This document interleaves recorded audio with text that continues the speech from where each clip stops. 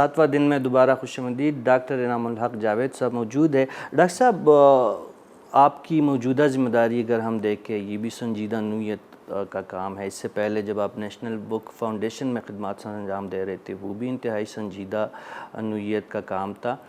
اتنے جو آپ کے عملی زندگی ہے اس میں آپ سنجیدہ ہی کام کرتے رہیں، اس بیچ میں آپ طنز و مزاح اور مزاحیہ شاعری کے لیے وقت کیسے نکالتے ہیں؟ دیکھیں، یہ اللہ تعالیٰ کی دین ہے۔ دو باتیں اس میں طے شدہ ہونی چاہیے۔ پہلی بات یہ کہ آپ کو کام کرنے کا شوق ہونا چاہیے۔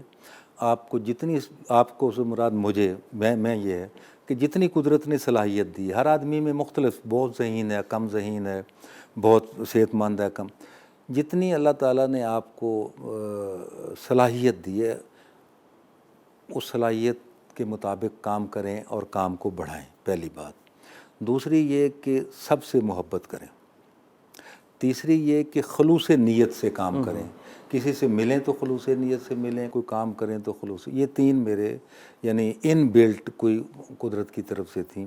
تو میں نے اپنی صلاحیتوں کا بھرپور استعمال کیا۔ دیکھیں، میری کل 70 کتابیں آ چکی ہیں اس وقت تک، 70 بکس نصابوں میں بھی پڑھائی جا رہی ہیں، پی ایچ ڈی کے نصاب میں بھی پڑھائی جا رہی ہیں، ایم فل کے بھی، پھر کتنے میں نے ایم فل کرائے، پی ایچ ڈی، اور پوئٹری کی کتابیں بھی۔ یہ میں پوری سنجیدگی سے مزاح کی طرف آیا تھا، پوری سنجیدگی کے ساتھ، اور پھر میں نے اس کو بھی سنجیدگی سے لیا، تبھی اتنی کتابیں بھی میری آئیں اور سارا کچھ ہوا۔ اچھا، میں یہ کہنا چاہ رہا تھا کہ اس میں ایک قدرت نے مجھ پر مہربانی کی، وہ یہ تھی کہ میں نے اپنی سروس اکیڈمی آف لیٹرز سے شروع کی ایز اے ریسرچ آفیسر، پھر مقتدرہ قومی زبان جو ادارہ نفاذ اردو ہے 13 سال اس میں رہا، ڈائریکٹر رہا، اخبار اردو کا ایڈیٹر بھی رہا، پھر میں علامہ اقبال اوپن یونیورسٹی میں چلا گیا بطور چیئرمین شعبہ اردو و پاکستانی زبانیں۔ 2 سال کے بعد میں نے پاکستانی زبانوں کا الگ شعبہ بنایا جو پورے پاکستان میں واحد شعبہ ہے اب بھی، جس میں ملک کی 18 زبانیں جو ہیں، شمالی پاکستان کی زبانیں بھی، کھوار اور دوسری 18 زبانیں اردو کے ذریعے ایک چھت کے نیچے طالب علموں کو ایم فل اور پی ایچ ڈی کرایا جا رہا ہے۔ اس کے بعد میں ایک پرائیویٹ یونیورسٹی میں وائس چانسلر رہا، پھر 6 سال تک ایم ڈی رہا نیشنل بک فاؤنڈیشن کا، پھر یہاں۔ تو اس سارے سفر کے دوران کالم بھی میں لکھتا رہا، شگفتہ یہ نثر بھی لکھتا رہا، کتابیں بھی میری چھپتی رہیں۔ تو یہ سارا کام اللہ تعالیٰ کراتا ہے، لیکن قدرت کی مہربانی ہوتی، لیکن اس میں طے یہ ہے کہ آپ اپنی صلاحیتوں کا بھرپور استعمال کریں اور خلوص نیت سے کام کریں، تو اس کا اجر بھی آپ کو ملتا ہے۔ اب یہ جتنا سفر میں نے آپ کو بتایا، اور اب یہاں بھی ہوں تو یہاں بھی یہ لکھنے پڑھنے کا کام بھی موجود ہے، تو سارے کام ساتھ ساتھ چلتے ہیں بشرطے کہ آپ کے اندر جذبہ ہو، اور آپ وہی بات ہے کہ محنت اور محبت۔ جی ڈاکٹر صاحب، فن ظرافت کے لیے ظریف ہونا ضروری ہے کہ نہیں؟ بس صرف آپ کو اگر فن ظرافت کے لیے پہلے ادیب ہونا ضروری ہے، ظرافت سے زیادہ ادیب ہونا، ظریف ہونے سے زیادہ ضروری ہے کہ بندہ پہلے ادیب ہو، کیونکہ ادیب نہیں ہوگا تو وہ اس کی ظرافت بھی مانی۔ دیکھیے، مزاح کا تعلق جو ہے وہ مزاج سے، ایک نقطے کی بات ہے نا، تو نقطہ آرائی بھی اس میں ہے۔ اب وہ جیسے نیاز فتح پوری نے کہا تھا کہ اس وقت کہتے تھے کہ شاعر جو ہے تلمیذ الرحمن ہوتا ہے، شاعر کا پڑھا لکھا ہونا ضروری نہیں تھا۔ آپ نے ایم اے اردو کیا ہے، آپ کہتے ہیں شاعر ہیں، کوئی فرق نہیں پڑتا، ان پڑھ فلاں، پھر مثالیں دیتے تھے۔ تو نیاز فتح پوری نے کہا تھا کہ بالکل ٹھیک ہے، شاعری قدرتی، وہبی اور ایک نیچرل آپ کی صلاحیت ہے، لیکن ظالموں اگر وہ شاعر پڑھا لکھا بھی ہو تو کیا نقصان ہو سکتا ہے؟ تو وہ بات یہ کہ جب آپ نالج ہوتا ہے تو پھر آپ کو بات، میرا خیال ہے کہ میں نے تمام مزاح نگار جتنے ہوں گے انگلش کے، اردو کے، سارے پڑھے۔ اچھا، اس سے میرے ویکیبلری میں بھی اضافہ ہوتا ہے، آدمی پھر نالج بھی بڑھتا ہے، پتہ بھی چلتا ہے کہ کیا کیا چیزیں آ رہی ہیں۔ تو یہ ہے کہ ادیب کا، ظرافت نگار کا، مزاح نگار کا ادیب ہونا، جتنا اچھا ادیب ہوگا اتنا ہی اچھا وہ ظریف شاعر بھی ہوگا۔ اب دیکھیے، احمد ندیم قاسمی نعت کے شاعر تو نہیں ہیں نا، شاعر ہیں، لیکن ایک نعت ان کی ایسی ہے کہ جو تمام بڑے بڑے جو اہم نعت گو شعراء ہیں ان پر زبان زدہ میں۔ تو چونکہ جب ادیب پاورفل ہوگا تو وہ مزاح لکھے یا سنجیدہ شاعری کرے یا کچھ بھی کرے، وہ اپنا لیول اس کا بڑھا۔ تخلیقی صلاحیت اگر زیادہ ہو تو خود بخود تخلیق اچھا۔ ڈاکٹر صاحب ایک شکوہ جو ہم جیسے لوگ کرتے ہیں، جو عام لوگ ہوتے ہیں، کہ آج کے زمانے میں تخلیقی عمل یا تو سست ہوا ہے یا بالکل جو پہلے تخلیق چیزیں ہوتی رہی ہے ادب کے حوالے سے وہ عمل بہت سست روی کا شکار ہے یا اس کی پذیرائی اس کو اس طریقے سے نہیں مل پا رہی۔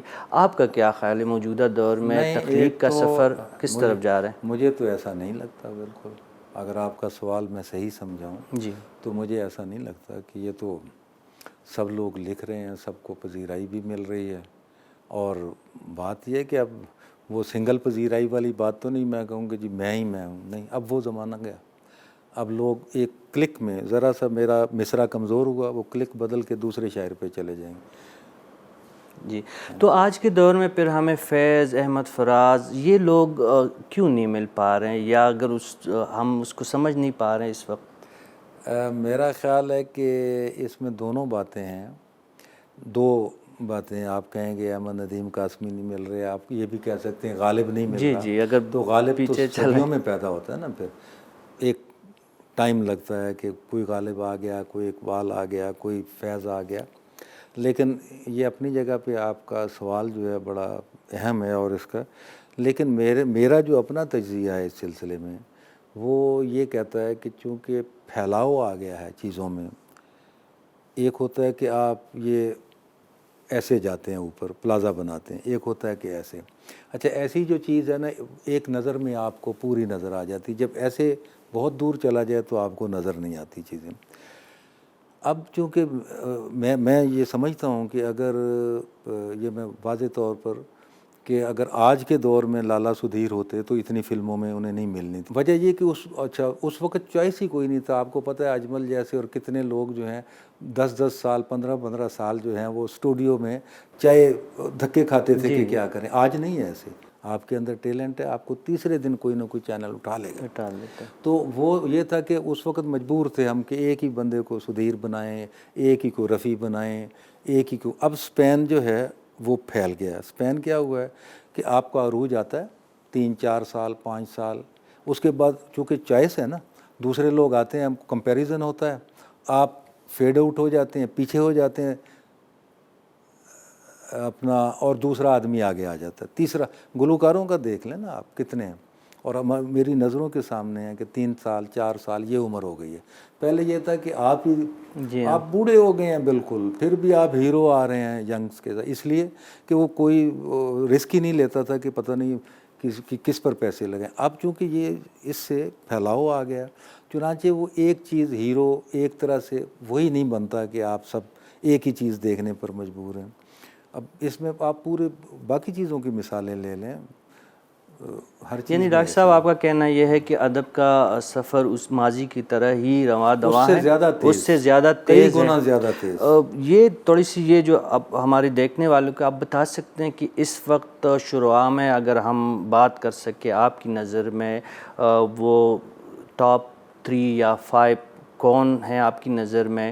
اسی طرح اگر فن اور ثقافت کی ہم بات کریں تو اس وقت آپ کی نظر میں ایسی کون سی شخصیات ہے جو ادب اور فن اور ثقافت کے اس سفر کو لے کے آگے بڑھ رہے ہیں؟ نہیں، وہ تو خیر آپ گنیں گے تو نام آپ بہت سے لے سکتے ہیں، پھر کوئی نام رہ بھی جائیں گے، پھر کوئی کہے گا جی میرا نام نہیں آیا، لیکن وہ سب کی نظر میں ہیں کہ اوپر جو لوگ ہیں، لیکن نیچے جو نئی نسل ہے وہ تو ایسا ایسا کمال، ایسا ایسا شاعر ہے نئی نسل میں، ایسا ایسا رائٹر ہے نئی نسل، اسے چوائس مل رہا ہے نا، اب تو نیا خون ہے، نئی چیزیں لے کر آ رہا ہے، تو اب یہ ایک تبدیلی کا عمل ہے، پورا سرکل ہے، یہ پھر آگے بڑھ رہا ہے۔ اب باہر دیکھیں، باہر کی تمام اصناف تمام چیزیں آپ کی ایکسیس میں، ڈیجیٹل لائبریری آپ کی ایکسیس میں کہاں تھی ہمارے زمانے میں یا اس سے پہلے زمانے میں؟ تو وہی نالج تھا نا، صدری علم تھا سینہ بسینہ یا چند کتابیں۔ تو اب تو علم بھی بہت پھیل گیا، اور جب بھی آپ نے سوشل میڈیا کی بات کی تھی، یہ چیزیں تو ساری ہیں، اس میں ہلکی بھی ہیں پھکڑ بھی، لیکن سوشل میڈیا اگر میں نالج حاصل کرنا چاہتا ہوں تو سوشل میڈیا اتنا نالج مجھے دیتا ہے کہ تصور سے باہر ہے۔ آپ نے کتاب پڑھی ہے، آپ کوئی ایک کہانی آپ کو ٹاپ کی لگی ہے، اس میں آپ نے وہ کہانی جو طریقہ ہوتا ہے شیئر کی ہے دوسروں کے ساتھ، آپ نے سوچا کہ مجھے یہ کتاب میں بہت اچھی لگی ہے، یہ جذبات میں دوسروں تک مجھے پڑھنی نہیں. مجھے ایک کہانی میں پوری کتاب نظر آ گئی. تو پہلے کہاں تھا؟ پہلے تو استاد کو ڈھونڈیں، پوچھیں یا پوری کتاب پڑھیں، 2 دن 4 دن لگائیں. اب تو اتنا اس نے فائدہ دیا ہے سوشل میڈیا نے کہ گھر بیٹھے بغیر کوئی پیسہ لگائے، کوئی وقت لگائے، آپ کو بالکل خالص چیزیں، جو مذاق کی چیزیں وہ بھی آپ کو مل جائیں گی، سنجیدہ بھی مل جائیں گی، ایون ڈاکٹری کی بھی مل جائیں گی. ٹھیک ہے کچرا بھی ہوگا بیچ میں، لیکن ظاہر ہے کہ آپ جو چیز حاصل کرنا چاہتے ہیں آپ کو. نئی نسل سے جو گلا ہے کہ یہ ادب سے دور ہے، آپ کہہ رہے ہیں کہ سوشل میڈیا ایک اچھا پلیٹ فارم ہے ادب کے فروغ کے لیے. آپ سمجھتے ہیں کہ نئی نسل کی جو ذمہ داریاں ہے ان پہ، جو ادب سے قریب ہونے کی یا ان سے قربت اور لگاؤ کے لیے ان کی جو بنیادی رسپانسبلٹیز ہے، اس وقت یہ ہماری نسل اس پہ پورا اتر رہی ہیں؟ دیکھیں اس میں فرق تو پڑے گا، کیونکہ سائنس اور سوشل سائنس میں بہت فرق ہے. ٹھیک ہے، سوشل سائنس ہیومن بینگ بناتی ہے، سائنس کمپیوٹر بناتی ہے. تو جب سائنٹیفک مائنڈ آپ کا ہوگا تو آپ زیادہ توجہ جذبات پہ آپ کی نہیں ہوگی، ہیومن سائیکی پہ نہیں ہوگی، ہیومن مسائل پہ نہیں ہوگی. آپ ایک کمپیوٹرائز سسٹم پہ چلیں گے. جو بھی بنائیں، چاہے ایٹم بم بنائیں، چاہے میزائل بنائیں، چاہے کار بنائیں لوگوں کی سہولت کے لیے، یا یہ اس طرح کے آلات بنائیں. تو وہ فرق تو رہے گا، اور ٹیکنالوجی کے بغیر بھی آپ زندہ نہیں رہ سکتے. تو یہ ادب کا وہ سلسلہ جو پہلے تھا وہ شاید اتنا نہیں. ڈاکٹر صاحب آپ بجا فرما رہے کہ ترقی کی راہ کو ہم نہیں روک سکتے، ٹیکنالوجی کو ہم ڈینائی نہیں کر سکتے، اسی دور میں ہم نے جینا ہے، بلکہ اس دور کے ساتھ ہم نے آگے بھی بڑھنا ہے. تو آپ نہیں سمجھتے کہ ادب کا جو ہماری جو تحریری شکل میں آپ کی کتابیں موجود ہے، آپ جیسے اور بھی بہت سارے لوگ محنت کر رہے ہیں ادب کا فروغ کے لیے، ان کی تصانیف موجود ہے، جو ڈیجیٹلائزیشن ہے وہ اس طرف ہمارے شعراء ان کو پہل نہیں کرنی چاہیے، تاکہ جس طرح آپ فرما رہے ہیں کہ چیزیں تو موجود ہے سوشل میڈیا پہ، آن لائن چیزیں موجود ہے، لیکن اس کی لائبریری اس لیول کی نہیں ہے جتنی تخلیقی سفر کا ذات خود ہے. نہیں، وہ آپ کی بات بجا ہے. اس میں نا تھوڑا سا اس اینگل کو اگر اس نقطۂ نگاہ سے دیکھیں نا کہ یہ پرنٹ کا تعلق ہے، یہ سیلولائٹ کا تعلق ہے. تو اب یہ ہے، پہلے آپ دیکھیں کہ تعلیم جو ہے اس کا جو ریشو کہیں، تناسب کہیں، کم تھا. اب اتنا ہی تناسب بڑھتا چلا جا رہا ہے. مثلا آپ دیکھیں گلی گلی محلے اسکول کھلے ہوئے ہیں سارے. اچھا، وہ جب تناسب بڑھتا ہے تو پھر کچھ لوگ ٹیکنالوجی کی طرف چلے گئے ہیں، کچھ کتابوں کی طرف.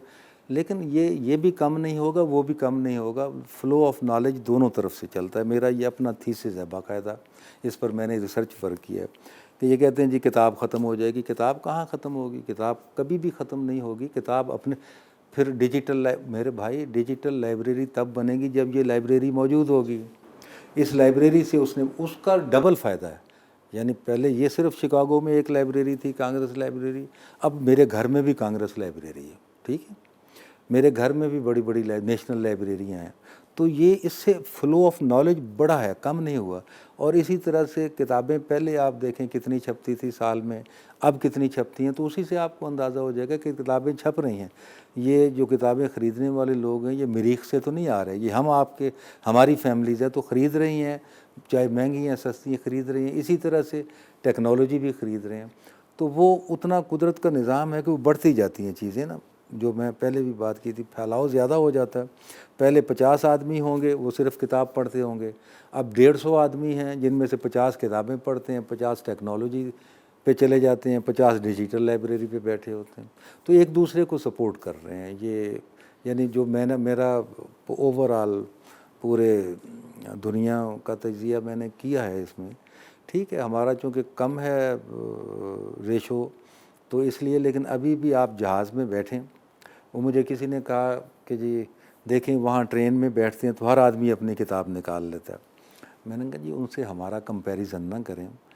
ان کی ٹرین جو ہے وہ 5 اسٹار ٹرین ہے، ان کا ہر جگہ 5 اسٹار ہے. جی جی، وہ بندے بھی 5 اسٹار ہیں. They have money in their pocket, they can purchase and sit and that. Knowledge بھی ہے، وہ اپنی مادری زبان میں پڑھ رہے ہیں، ہم غیر زبان میں پڑھیں گے انگریزی.